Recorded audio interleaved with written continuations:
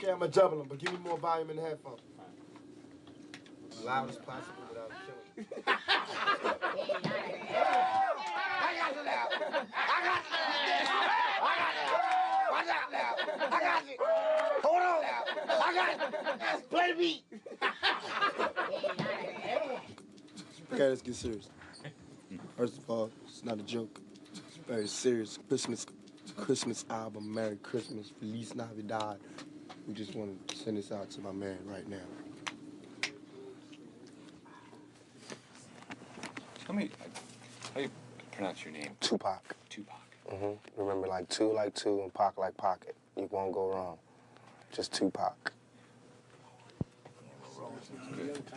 Looking good.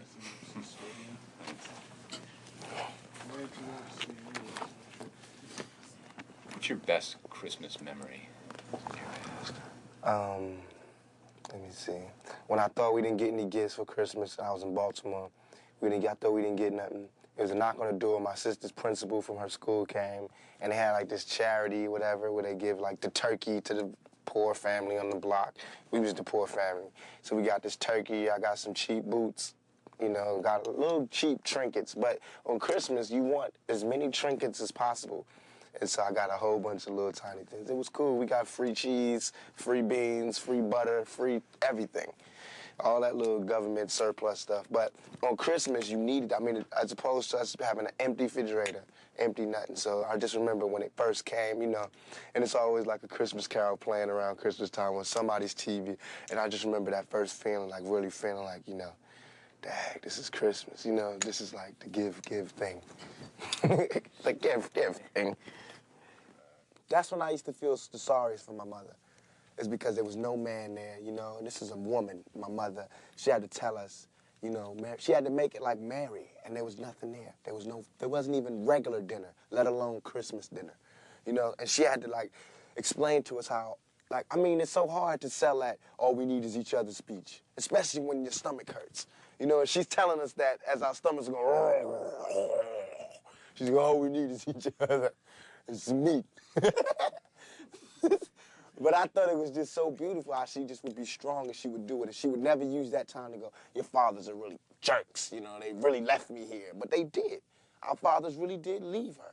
And I mean, our fathers, like my father, my sister's father, different fathers, but they really did leave us. And, you know, they didn't call on Christmas to help my mother explain why the hell we ain't getting no gifts.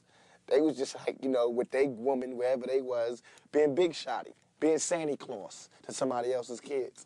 And so, I mean, no love taken from my father, God rest his soul, but, I mean, I got it. He better not expect nothing big on Christmas. Tell me about some of the special things that someone growing up in the inner city in your situation deals with. Okay. Man, it's like, that's deep. It's like, when you're born, usually you're born into a dynasty or an empire, right? You're born like as a junior or, you know, following in your father's footsteps. You always tell, oh, your father, he did this, or oh, your father, oh, your grandfather, he did this, or we got this, or the family heirlooms. There's none of that in the outer city. I call it the outer city because we left out. There's nothing. We don't get any family heirloom, the family crest, all that stuff that you would think is so important was meaningless. Because I mean, come on. Our family crest was cotton, you know what I'm saying? It's like, man, it's like the only thing we can really leave behind is culture, is music, you know, and dignity and determination. That's what we had. So it's like, I feel as though I'm cheated because instead of me fulfilling my prophecy, I have to start one. Instead of me, you know, doing a good job and carrying on the empire, I have to build one. And that's a hell of a job for a 21-year-old. You know what I'm saying? That's a hell of a job for any youngster, male or female, to have to build an empire for your family. You know what I'm saying? And it's like, especially when the odds is that, you know that somebody else who lives in the inner city, the real inner city, suburbia, who, when he's born, I mean, 16, he gets a car, automatic. You know, there's money in the bank for college. You know, it's Christmas, go to vacation somewhere. Our vacations was down the street, cross town, grandma's house. You know what I'm saying? That was the vacation. Or, you know, or jail.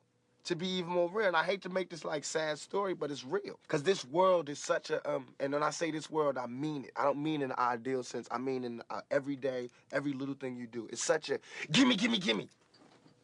Everybody back off. You know, everybody's like, you taught that from school, everywhere. Big business. If you want to be successful, you want to be like Trump, gimme, gimme, gimme, push, push, push, push, step, step, step, crush, crush, crush.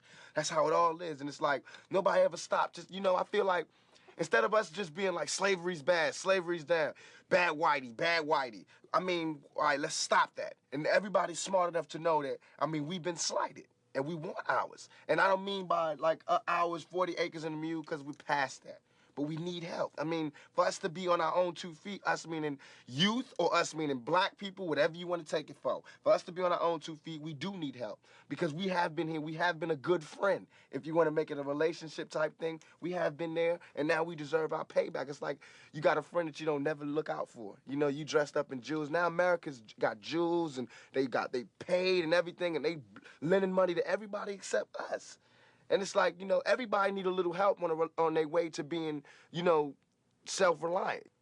I mean, if this is truly a melting pot in the country where we care about it and Lady Liberty got a hand like this, she really loves us, then we really need to be like that. And it needs to be the black kids. And if there's a white person who got money, then you need to help them. He need to help black kids, Mexican kids, Korean kids, whatever. But it need to be real. And it need to be before we all die and then you say, oh, I made a mistake. We should have gave them some money. We really should have helped these folks. It's going to be too late. You know what I'm saying? And then that's when you got to pay your own karma.